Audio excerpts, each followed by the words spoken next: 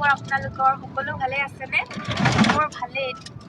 আজি আকৌ এটা নতুন ব্লগ লৈ আপোনালোকৰ ওচৰলৈ আহিছোঁ। আজি দেখিছে ক'ত আছোঁ, গাড়ীৰ ভিতৰত। একচুৱেলি মাৰ ঘৰলৈ গৈ আছোঁ, গোলাঘাটলৈ। বাহঁত আৰু আমি, বা, প্ৰায়ুষী, ভিন্দৌ আৰু চন্দন, মই আৰু আমাৰ ধুলু, ৰুচাক, আমি গোটেইকেইটা একেলগে গোলাঘাট গৈ আছোঁ। এইফালে আমাৰ পোৱালি দুটাক লৈ বা বহি আছে। আৰু হাই কোৱা, হাই প্ৰায়ুষী বোলে, হাই কৈ দিওঁ। তাৰপাছতে এইফালে ভিন্দৌ ড্ৰাইভ কৰি আছে। হাত ধুবা নেকি? আপোনালোকৰ খবৰ খাতি কেনেকুৱা? সকলো ভালে আছেনে বাৰু? আমাৰ বাৰু সকলোৰে ভালেই।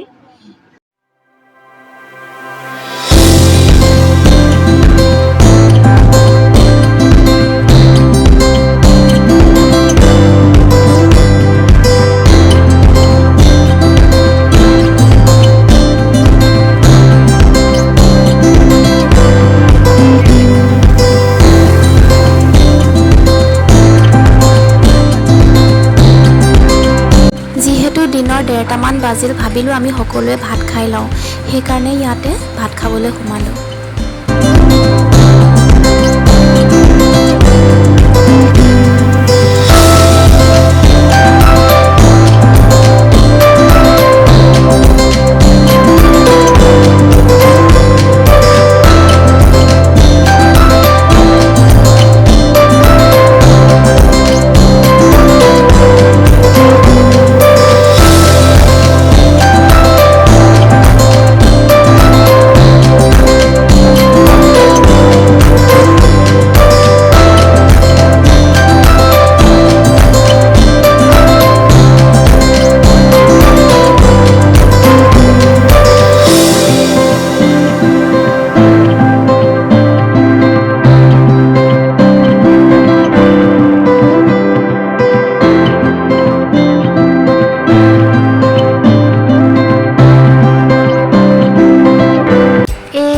আমাৰ ঘৰ, আমি ঘৰ আহি পাই গ'লোঁ, গোলাঘাট আহি পাই গ'লোঁ। ঘৰটো দেখিয়ে মোৰ ইমান মনটো ভাল লাগি গৈছে নহয়। মা ৰৈয়ে আছে, লগতে আইতা।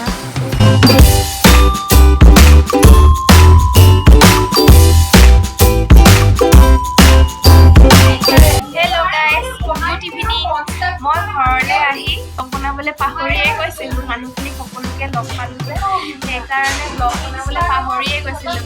তাৰপাছতে মনত পৰিল মোৰতো ব্লগটো আধৰুৱা হৈ আছিলে, সেইকাৰণে চবকে চিনাকি কৰাই দিওঁ আপোনালোকৰ লগত। মাৰ ঘৰলৈ আহিছোঁ, এতিয়া সকলোৰে লগত আপোনালোকক চিনাকি কৰাই দিম বুলি ভাবিছিলোঁ।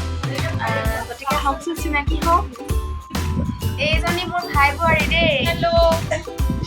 দেৱজনী হয়। তো পুৰা কামত বিজি তাই আজি।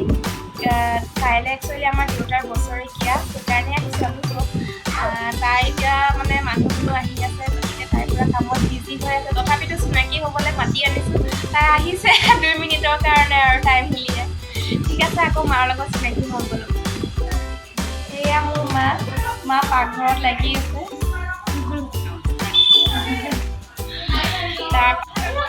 তাৰপাছতে ইয়াতো বা চিনাকি হৈ জানেই বা বুলি। তাৰপাছতে এইটো ৰুচাং, প্ৰায়ুষী, এইফালে খুৰাৰ ছোৱালী, তাই লুকাই আছে, ভণ্টি। মুখখন দেখুৱাই দিয়া, একো নহয়, দেখুৱাই দিয়া। এয়া মোৰ ডাঙৰ মামা। মামা একচুৱেলি সকামলৈকে আহিছে। তো আমাৰ ইয়াতে মাহীৰ ঘৰো আছে, মাহীৰ ঘৰলৈ যাব ওলাইছিলে। মই বোলো ৰ'ব, মই চিনাকি কৰি ল'ম।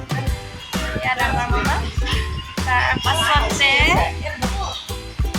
এয়া মোৰ পেহী, একমাত্ৰ পেহী। পেহীও আহিছে, আমি অহা গম পাই পেহীও আহিছে আমাৰ লগত কথা পাতিবলৈ অলপ।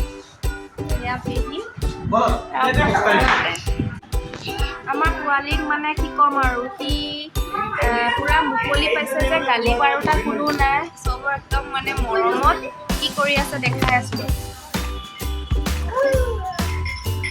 দেখিছেনে?